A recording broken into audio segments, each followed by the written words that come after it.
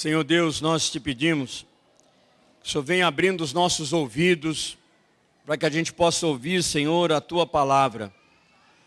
Abra, Senhor, os nossos olhos para que a gente possa enxergar aquilo que o Senhor tem para nós nessa noite. Como foi dito aqui no início do culto, nós vamos sair daqui transformados nessa noite. Abre, Senhor, o nosso coração para que a semente que vai cair, que é a Tua palavra, que ela possa produzir muitos frutos. Abençoa, Senhor, cada um e cada uma, abrindo o entendimento, dando, Senhor, da Tua paz. Tira, Senhor, toda distração que possa tirar os Teus filhos de ouvir com atenção a Tua palavra, Senhor. Amém. Mateus, nós vamos usar a NVI, tá bom?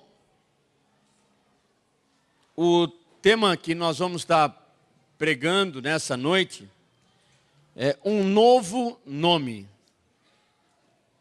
Olha que bacana, um novo nome. Nós vamos entender dentro da Bíblia, dentro da palavra, que o Senhor, Ele muda os nossos nomes. E com isso, Ele muda a nossa identidade. Ele muda os nossos papéis. O que eu fazia assim, assim, assim, o que era bom eu vou continuar fazendo assim, assim, assim, mas o Senhor vai mudar e vai fazer com que você faça isso, isso, isso e mais aquilo, aquilo e aquilo. Na Bíblia, que é a palavra de Deus que nós cristãos cremos, que tudo que está aqui é verdade absoluta, existem vários exemplos, muitos exemplos de Deus mudando nomes de pessoas. E por que Ele muda? Simplesmente porque Ele não gostou? Aí Ele chama Camilo, agora Ele não vai mais chamar Camilo, vai chamar Dito, João, Antônio. Não, é porque tem um significado, tem um sentido. Sabe, quando você nasceu, você acha que o seu pai e a sua mãe que escolheram o seu nome, não é verdade? Eu achava isso, mas na verdade você é marcado e o Espírito Santo escolheu o seu nome. O seu nome tem um significado maravilhoso, procure, isso é profético, procure, e você vai ver que realmente Deus fala com você em todos os momentos, em todos os detalhes, de toda maneira, e através do seu nome, né? O meu nome, por exemplo, quando eu descobri que o meu nome era o menino do couro, eu fiquei triste. Menino do couro? Puxa vida, que negócio chato, né? Menino do coralzinho. Mas depois eu fui ver isso na Bíblia, não. É o menino que louva o Senhor, é o menino que adora o Senhor. É o menino do coral celeste, esse sou eu. Ficaram com inveja? Não fiquem com inveja. Não, você é Andréia, você não é Camilo. O significado do seu nome é maravilhoso também, né? Você sabe qual é, eu já te falei, né? E, então Deus, Ele muda nomes para apontar novas funções, novos papéis, novas identidades que essas pessoas iriam desempenhar a partir daquele momento. Ou seja, é um plano divino. E a Bíblia diz assim, né? Lá em Jeremias 29, fala assim, eu é que sei que pensamentos eu tenho a vosso respeito, né? Então é o Senhor que sabe. Então é o plano maior, é o plano de Deus. Eu vou dar alguns exemplos rapidamente para não alongar. Então, o primeiro nome que Deus muda, que está na Bíblia, que a gente conhece, é de Abrão. Abrão se chamava Abrão. O que significa Abrão? Abrão significa pai exaltado. Pai exaltado. Repita comigo, pai exaltado. Isso. Deus mudou o nome dele. Deus mudou o nome de Abrão para Abraão.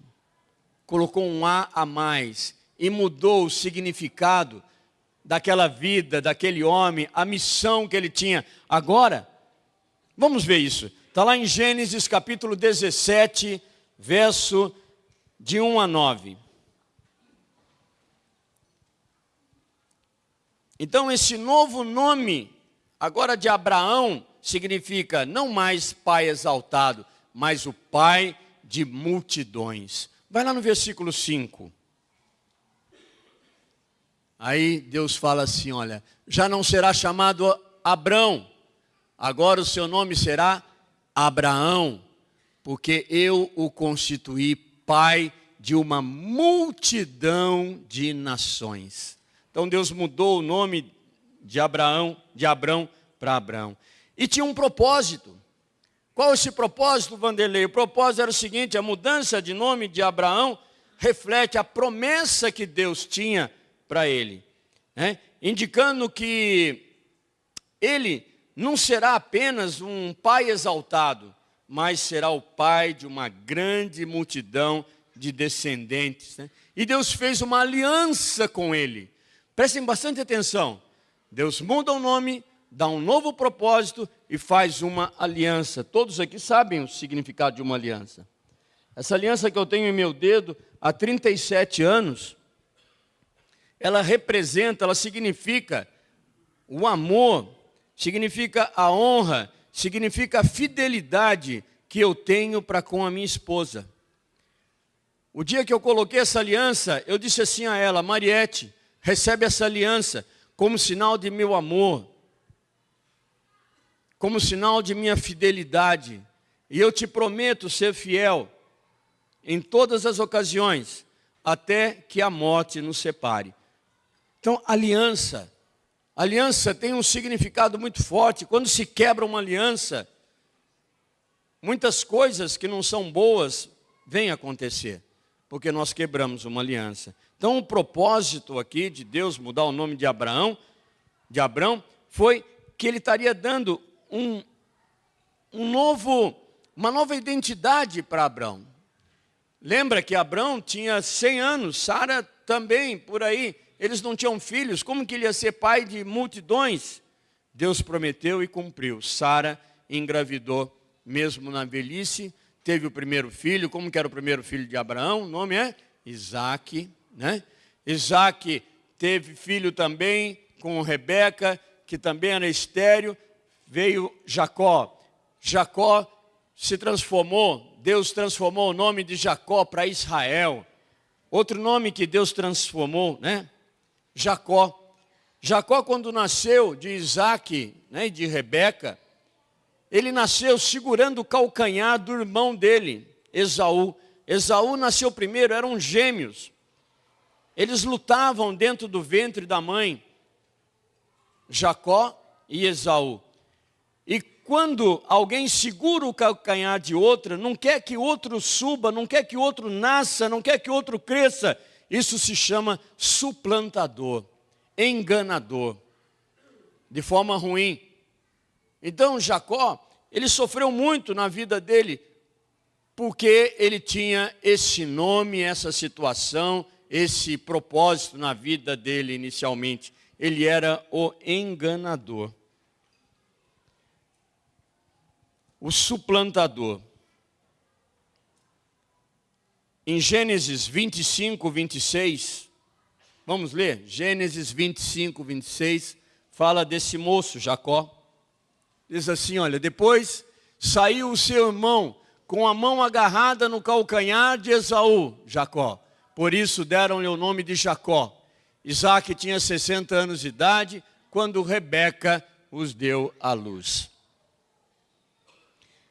Deus muda o nome de Jacó para Israel. Jacó significava um enganador. E agora Israel. Israel, aquele que luta com Deus, o príncipe de Deus. Ele lutou e prevaleceu. Alguns aqui conhecem essa história maravilhosa. E qual o propósito que Deus tinha na vida de Jacó? Uma transformação completa. Jacó, de enganador, passou a ser Israel. Teve 12 filhos, as 12 tribos de Israel, as 12 tribos que governam o mundo espiritual. As 12 tribos de Israel. Jacó, na sua mocidade, ele enganou o irmão por mais de uma vez. A primeira vez ele trocou uma bênção valiosa, que era a bênção da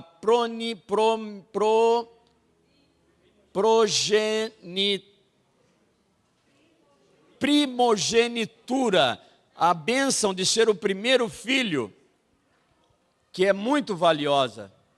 Ele trocou, porque o irmão dele era o primeiro filho, ele trocou com um prato de sopa de lentilhas. Enganou o irmão.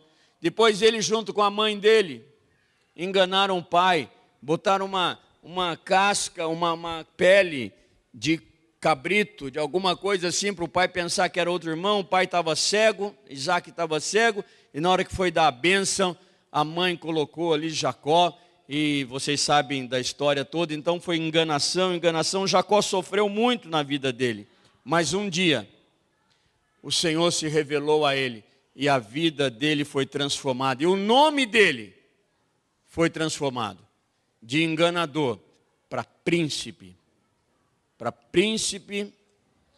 para aquele que luta e prevalece com Deus, um homem escolhido por Deus. Jesus também, no Novo Testamento, a gente vê que ele muda o nome de um dos discípulos dele. Quem lembra? Simão. Simão significa aquele que ouve. Jesus falou: Simão, a partir de agora, você será Pedro, que significa rocha, que significa pedra. E Pedro passou a ser o líder ali dos apóstolos, da primeira igreja cristã, da igreja primitiva. Deus mudou, Jesus mudou o nome de Simão para Pedro, porque tinha um propósito. Por que eu estou falando tudo isso? Porque Deus está fazendo a mesma coisa com a gente.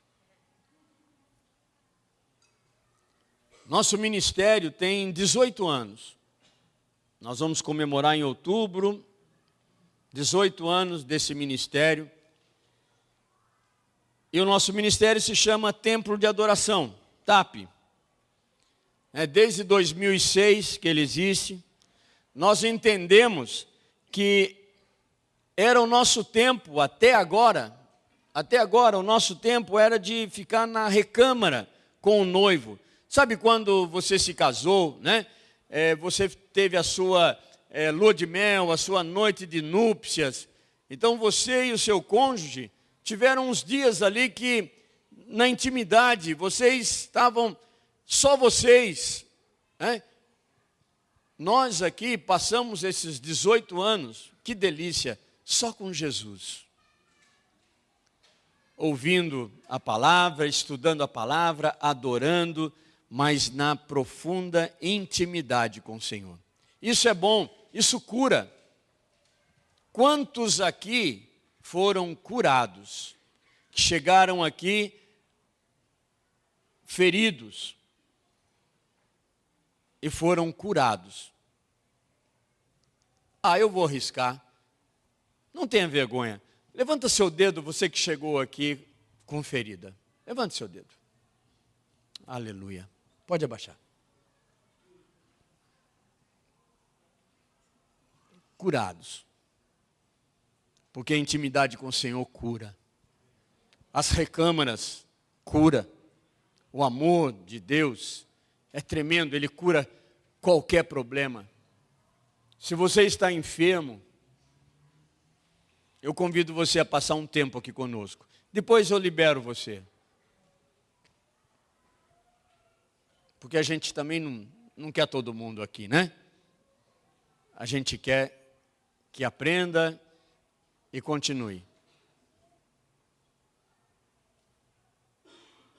Então, esse tempo nosso foi um tempo de cura. 18 anos. Vocês querem ver? Abra para mim em Cânticos. Livro que Salomão escreveu, que nós aqui entendemos que se trata de Jesus e a sua igreja. A noiva somos nós, a igreja de Jesus, e Jesus é o noivo. Então lá em Cânticos, no capítulo 1, verso 4, diz assim, olha, Cânticos 1, 4. Leva-me com você, a noiva falando, com o noivo. Leva-me com você, vamos depressa. Leve-me o rei para os seus aposentos. Estamos alegres e felizes por sua causa. Celebraremos o seu amor mais do que o vinho, com toda a razão. Elas o amam. Leva-me com você, leva-me tu, correremos após ti. O rei me introduziu em suas recâmaras. É o que a Bíblia fala.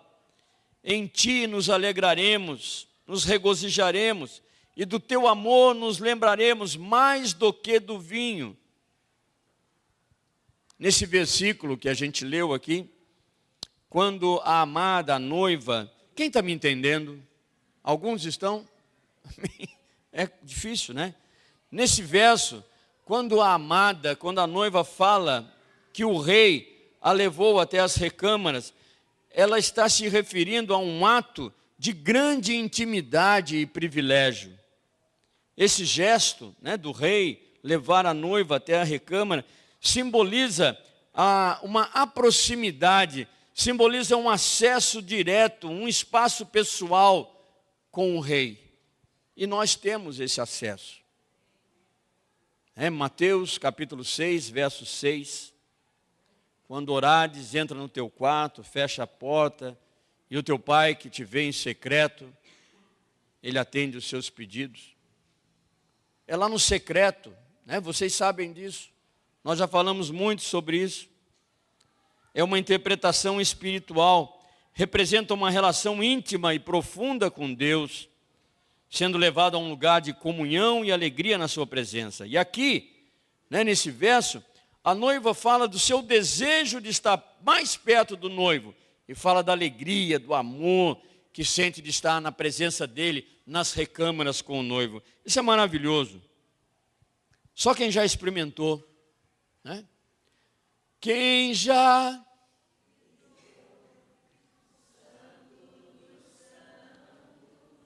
outro lugar não sabe viver, e onde estiver clama pela glória, a glória de Deus. Então quem já pisou no Santo dos Santos sabe que é bom demais.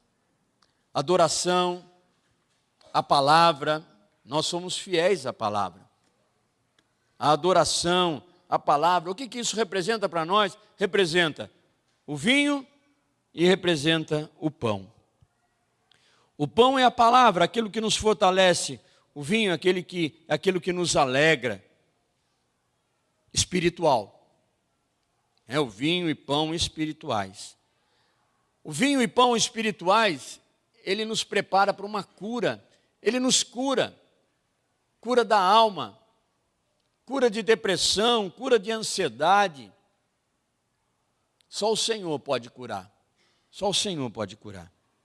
Davi, lá no Salmo 27, no verso 4, olha o que Davi escreve. Davi era um apaixonado. Davi, assim, Davi é muito parecido comigo, né? Apaixonado por Jesus. Olha o que Davi escreve. Uma coisa, repete comigo, repete, uma coisa. Ele não falou 2, 3, 4. Davi falou assim, Jéssica, uma coisa pedi ao Senhor e a buscarei. Eu buscarei, eu pedi e eu buscarei essa uma coisa, que eu possa habitar na casa do Senhor todos os dias da minha vida, para contemplar a bondade do Senhor e buscar a sua orientação no seu templo. O que Davi queria? Uma coisa. Queria habitar na casa do Senhor tempo integral. Que coisa gostosa que é isso, Thaís. Que coisa maravilhosa que é isso. Uma coisa peço ao Senhor e a buscarei. Como eu citei, né, Mateus capítulo 6, verso 6, Jesus ensinando os discípulos dele como deveria orar. Vamos ver como que Jesus falou? Mateus capítulo 6, verso 6. Mas, quando você orar, isso é para mim e é para você. Quando você orar, entre no seu quarto. Entra no seu quarto, no seu carro, no seu banheiro, no seu escritório, entre. no seu consultório, feche a porta e ore ao seu Pai. Você e Deus. Isso é intimidade. É intimidade, não tem mais ninguém ali. Você não vai fazer selfie nessa hora, como é que chama? Live, né? Não vai fazer live, estou no meu secreto. Não está mais. Não está mais. Agora não é mais secreto, você revelou para quem quiser ver o seu Instagram. Né? Então você entra no seu quarto, fecha a sua porta e ora ao seu Pai que está em secreto. Então o seu Pai que vê em secreto o recompensará. Isso é intimidade, isso é estar com o Senhor nas recâmaras. E nesse ano, né, isso desde 2006, nós vivemos isso, nós pregamos isso. Né? O Bill, há muito tempo atrás, estava com a gente, depois ele conheceu a Samantha, foi morar lá na Austrália, agora ele voltou a passar um tempo com a gente, já está indo embora de novo, se despeçam do Bill e da Samantha e da Amada. Fica em pé, Bill e Samantha, porque eles estão voltando para a casa deles lá na Austrália. Né? E estão levando um brasileirinho dentro dela, olha que legal. Olha lá, ó, um brasileirinho, né, Bill? Obrigado. Então, eles também acompanharam, né? Há muito tempo que nós falamos isso aqui. É cura, isso é cura, isso é cura, isso é coisa séria. É maravilhoso isso, é coisa séria que cura a gente, que transforma, não é verdade? Daqui a pouco eu pergunto de novo, quem aqui já foi transformado? Aí você levanta o dedinho. Quem aqui quer ser transformado? Aí você também levanta a sua mão, você que quer ser transformado. É maravilhoso isso. E agora nós estamos no ano de 2024. 18 anos se passaram de 2006 a 2024. 18 anos. Então, desde o ano passado, o Senhor tem nos mostrado que mudaria o nosso nome. Mudaria a nossa identidade. E Ele está fazendo isso. O Vanderlei está rindo ali. Certas pessoas já sabia, né? Já imaginava isso, alguma coisa desse tipo. Né?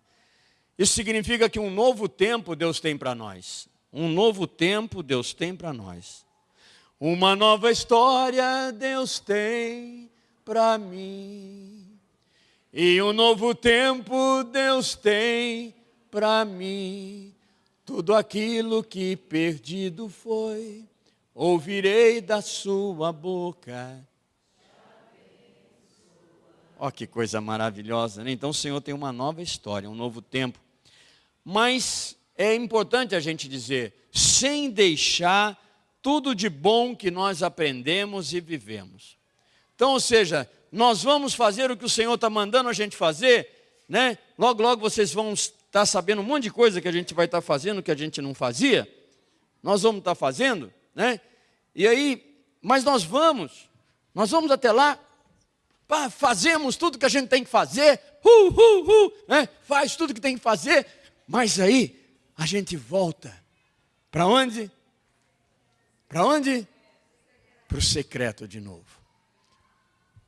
A gente encontra novamente com o nosso amado. Respirou, respirou. Tomou força, aí a gente vai de novo. Vocês vão entender o que eu estou dizendo. Deus está nos dando uma nova identidade, uma maior responsabilidade. Ele está nos mandando nos levantar. Ele está dando para nós novos desafios. E que desafios o Senhor está dando! Uau!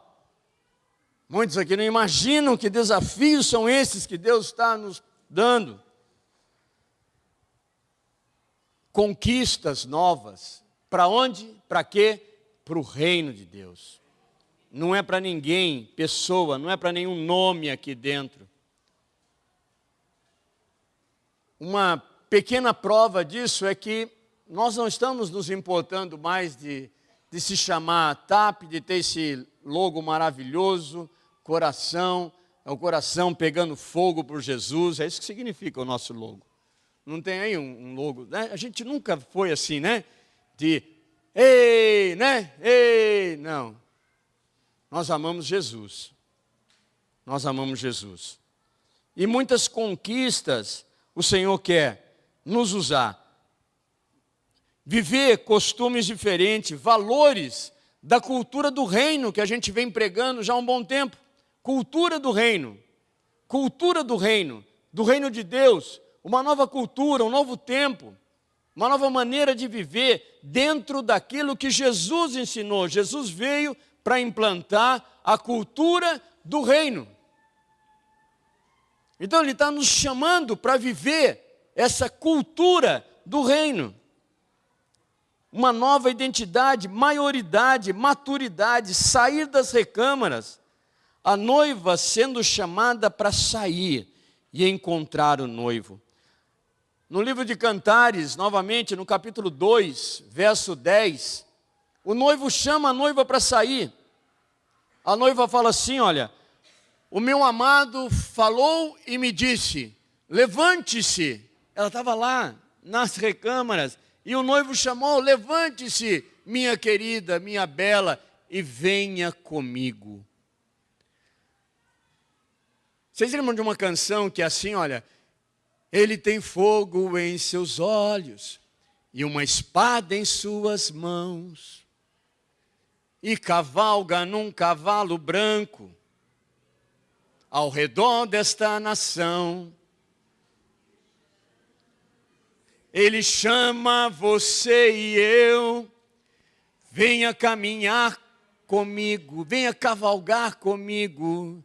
E nós dizemos sim, Senhor, iremos contigo. Essa música é o Robortella que canta, né? É antiga, é do meu tempo.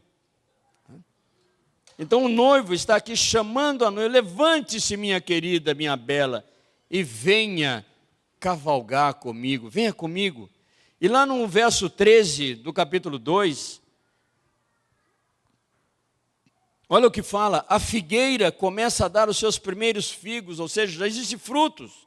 As vinhas florescem e espalham a sua fragrância. Levante-se, novamente o noivo fala para a noiva, e venha minha querida, minha bela, venha comigo. Esses versos que nós acabamos de ler, descreve que o noivo está chamando a noiva para sair e se juntar com ele. Ele a convida a deixar aquele lugar confortável, aquele lugar, sabe aqueles que não gostam de mudança? Então, é isso, né? Tá bom assim, não mexe comigo, mas é o Senhor que está chamando, é Ele que está mandando. Lá em Joel, no capítulo 2, verso 16, agora nós vamos para outro livro, lá em Joel, capítulo 2, verso 16, olha o que o profeta diz, o que Deus manda o profeta dizer, reúnam o povo, consagrem a assembleia. Consagrar é ofereça a Deus a assembleia, prepare a assembleia. Assembleia são vocês, somos nós.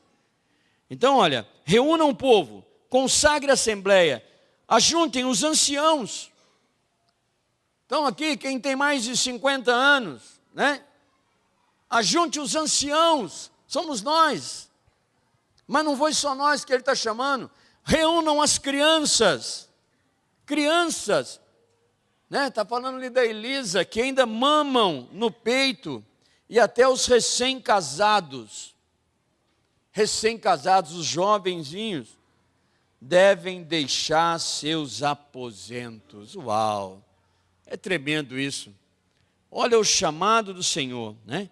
Aí, não bastando isso, nós vamos ver lá em Mateus, no capítulo 28, verso 19 e 20, aí a coisa fica mais séria ainda, porque é o próprio Deus, é Jesus, o Filho de Deus falando conosco.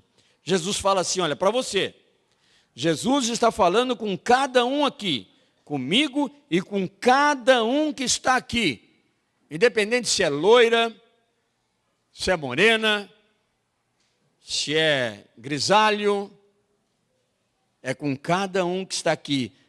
Jesus fala assim, olha, portanto, vão e façam discípulo de todas as nações.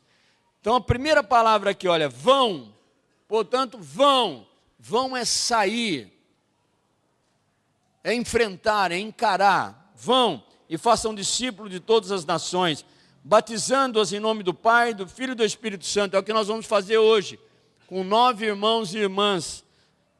Vão ser batizados em nome do Pai, do Filho e do Espírito Santo. E mais, Jesus fala, e ensine-os a obedecer tudo o que eu lhes ordenei, e eu estarei sempre com vocês, até o final dos tempos. Então, a primeira fase do nosso ministério, da nossa vida, foi uma preparação que nós tivemos, foi intimidade que nós buscamos. Recâmara, nós tivemos na recâmara um lugar de intimidade, de crescimento espiritual, de cura, de preparação, o templo de adoração, de oração, de estudo bíblico, de comunhão pessoal com Deus, de intimidade. Foi o que nós vivemos até o momento. Antes desse ide, os discípulos de Jesus também tiveram um momento de preparação com Jesus, de intimidade com Jesus. Eles passaram 3 anos com Jesus, fortalecendo a fé. Aí vem um chamado para a ação, para sair da recâmara. Representa a transição do preparo para a ação. Antes eu estava me preparando, agora eu vou para a ação. É o momento de levar para fora o que nós aprendemos, o que nós vivemos, a intimidade com Deus para o mundo exterior. E o ide de Jesus passa a ser um chamado muito claro para nós. Muito claro, está gostoso, está bom demais. Mas agora o Senhor quer mais. E mais, Ele quer que a gente se sacrifique. Sabe, pessoalmente, nós temos que sacrificar algumas coisas nossas. Deixar algumas coisas que para nós era regra. Deixar algumas coisas que para nós eram princípios. É o chamado. Você foi chamada? Então não tem como fugir.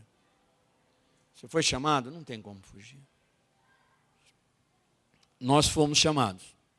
Não temos como fugir. E aí vem a obediência. A recâmara era uma fase necessária. Nós precisávamos estar ali diariamente, mas é temporário. A intimidade com Deus deve levar a uma ação obediente.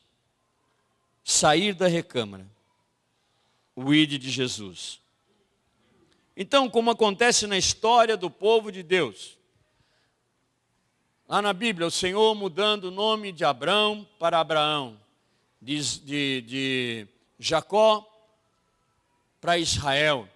Sarai, a mulher de Abrão chamava Sarai, que pode significar a minha princesa. De repente o Senhor muda o nome dela para Sara, a princesa, aquela que vai ter muitos reis como filhos. O Senhor também mudou o nome de Oséias, viu Oséias? Mudou o nome de Oséias. Quem sabe que nome foi Oséias? Foi para Josué, guerreiro, que iria entrar na terra prometida. Deus muda o nome de Simão para Pedro, uma nova história. E Deus muda então o nome do templo de adoração de Pindamonhangaba para... Querem trazer as crianças? Nós vamos passar para o batismo. Amém, amados? Todos estão felizes? Desculpa os visitantes, não estão entendendo essas risadinhas, né? Mas não liguem não, viu? É porque a gente está mudando o nome do nosso ministério. E eu ainda não contei qual é. Então, eles estão aí curiosos. Peterson, você está bem, Peterson? O Peterson fica assim todo dia. Pastor, já pode contar? Pastor, posso colocar no Instagram? Posso colocar na rede? Né? Esse é o pastor Peterson, né? Muito bem. O novo nome para o nosso ministério, a partir então de agora, vamos trabalhar no logo, né? na identificação visual, para a gente fazer algumas camisetas, alguma coisa, né, bacana, sem idolatrar, mas será cultura do reino. Igreja, cultura do reino. Amém? Isso é maravilhoso para nós. Isso é tremendo. Tem muito significado isso. Glória a Deus por isso.